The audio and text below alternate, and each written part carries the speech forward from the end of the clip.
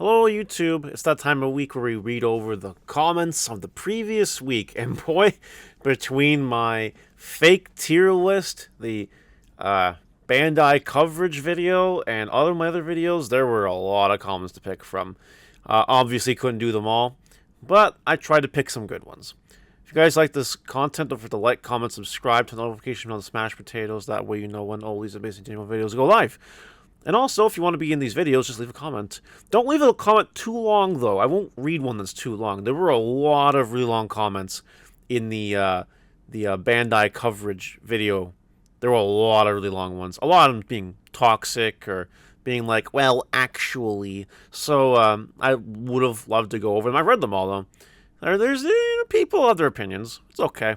Some people were toxic, and that's okay, too. But anyway, let's talk about some comments that we can read here. What happened to tier lists are cheap content, says Bobo the Hobo. They are cheap content. I agree. But this isn't really a tier list, as I commented. This is more of a joke. It's a joke. It's how I feel about tier lists. It's a symbol.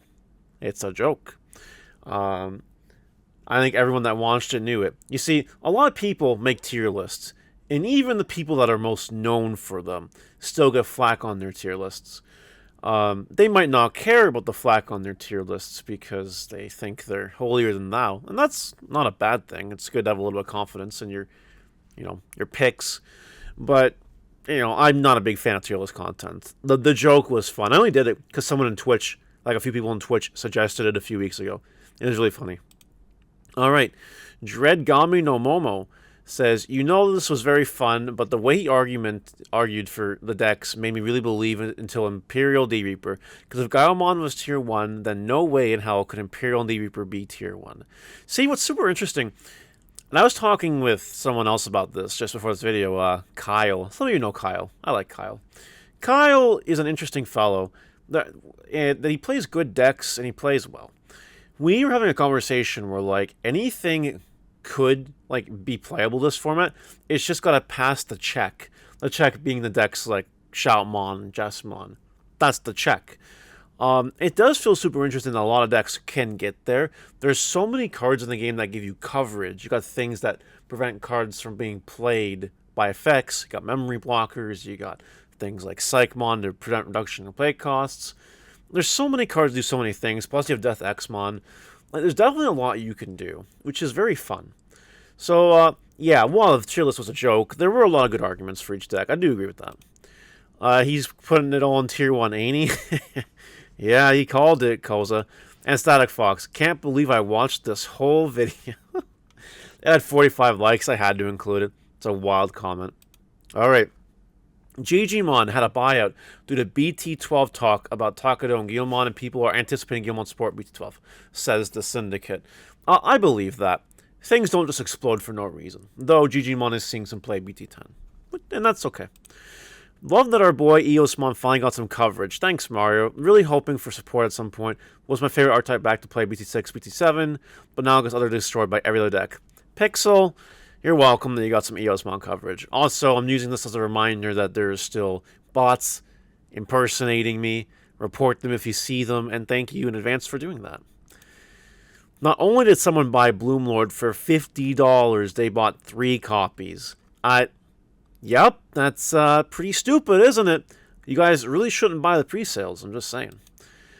Alright, this was the shortest toxic comment in the video I made about covering Bandai events and commentating over the commentators and all that. But it created some discussion. So Little Crow here thinks I contradicted myself right out the bat.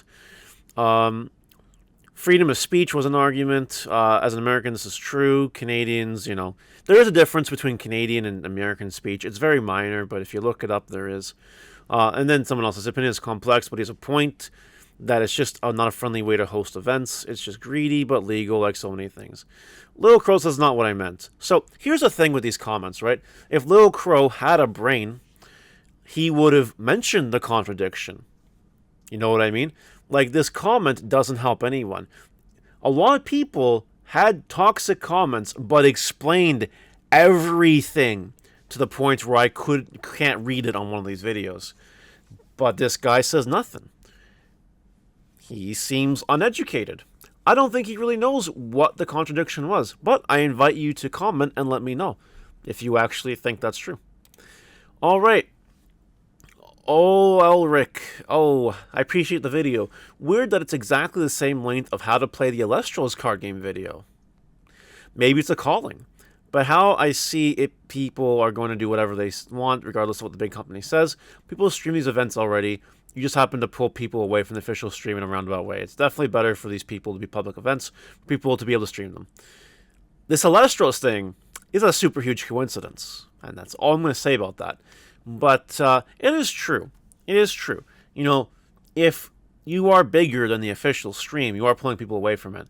Multiple people have comments like, well, actually, if you take views away from the official stream, people won't be watching it as much. But that's just simply not true, because people will be watching the stream, because other people are watching the stream. Actually, there's the argument that there's more coverage. Think about it for a second. I remember this very vaguely. I do recall that the Card Magica stream for that one Ultimate Cup that was referenced in the video, even when I wasn't streaming over it, at the end of the tournament, I don't think it passed 200 views. But at one point, the coverage between me covering the coverage and the coverage itself, it hit around 260 views. So there were more eyeballs on it. Now, is it possible that some people had both streams open? Absolutely. But there were technically more eyes. It's the same when Steven used to do this, you know? There would be the official stream, then there would be Steven streaming. And the total amount of views would be huge. Why? Because Steven was covering it. So just as an example, like anyone that uses the argument that, you know, less people are watching it because people aren't watching the mainstream is just stupid and mathematically incorrect. People don't have to be watching the mainstream to watch the stream of the tournament if someone else is covering the stream. Anyway, that's enough on that one. A member of the media's gaming world. This made me chuckle when I read it. Alkeys, that's a good meme. That is a good meme. All right, in Dota 2, I think this is the last comment about this video. They did it so that the official broadcast can have the views. They need the numbers to show to the sponsors. I bet Digimon don't have big numbers of viewers, which they don't. So if they spread with all the content creators that are watching official one, there's the problem. That's a roundabout way of, you know, saying it. Now, unfortunately, I don't think that exists in Digimon. And if I'm wrong, correct me. Of course, that's very limited information because there's only a handful of people that commentate these events. But I do digress. If that's true, let me know. Prove it. If it's not true, then it doesn't matter. At the end of the day, if it's about getting more views, it's about getting more views. All right, Aris is excited for BT12 to hit shelves. You and I both. It looks pretty wicked. Sam Spec says, not really big on the premium decks either, but if anyone wants them, Target's website finally has them for $60. Was nice to get one at least out of a collector. I'm not a big fan of the premium decks, to be honest, but it is cool to see that they're becoming a little more accessible. Strawberry Pie I haven't seen her comments in my videos in a while, so shout out, hello. You love to see the Blackwargreymon Love showing through. Yeah, who can't love Blackwargreymon? For real. Delta Cuff. That stack of chimeras I had been accruing finally can be sold off. Bought a bunch of yellow cards for Sakuma on the deck as Chimera singles will sponsor the deck for me. I took an L with the Patamon. I bought 4 of them for Sakuya and didn't think they considered a stamp version long term. You know, there's definitely a big win out of this statement, you know. We were saying for a while, grab Chimeramons while they were cheap, and look what happens now. Could they drop again? They could, technically, but you never know. So we'll see what happens. But yeah, market watches, good investment advice, technically. Unofficial investment advice, not financial advice. Correction on the Warp Vmon, it was a regional promo store championship. That's true, I did misquote that in my video. I made a mistake, so I'm owning it. That's true. Shout out to Geki and the other people in the comments that said that.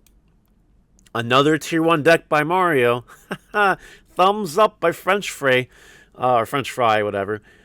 This was regarding the peanut butter and jelly deck profile, which I did not say was Tier 1. So we're just memeing at this point, I think. I think everybody will think everything I make is Tier 1. That's just, I think, the direction we're going now. The PB&J deck looks like a fun deck to use and can possibly compete with top-tier decks. Heck yeah, it definitely can. I really like the bread, the nuts, and the grapes. That's really cute. But the peanut butter jelly deck does have a good track record. And since then have thrown in red cards. And the red cards work too. So that's kind of cool. John Power. I'd consider running 2 copies of the Black Level 3 and Blackwargreymon just to give a blocker in case you didn't when you build up. Swinging with Gaiamon Slap down level 3 to pass turn and give blocker. He's referring to the Ragnarlord deck profile, that level 3 black that has an inheritable blocker ability. I think that's a thing that some people have tried, but like, you have the Blackgreymon. You know what I mean? I don't think it's necessary, but it's a good idea. Ricardo, he is wrong about Ragnarlord keeping the effect of Bryludramon and Liludramon when you DNA Digivolve the stack as a new Digimon, blah blah blah. Yeah, Lewis covered the miscommunication there. Definitely, when you DNA Digivolve, buffs like that don't carry over, but hard evolving, it does. Now, if I didn't clarify that in my video, that's my bad, but that was the intention. That's it for comments. That's all of them. That's cool.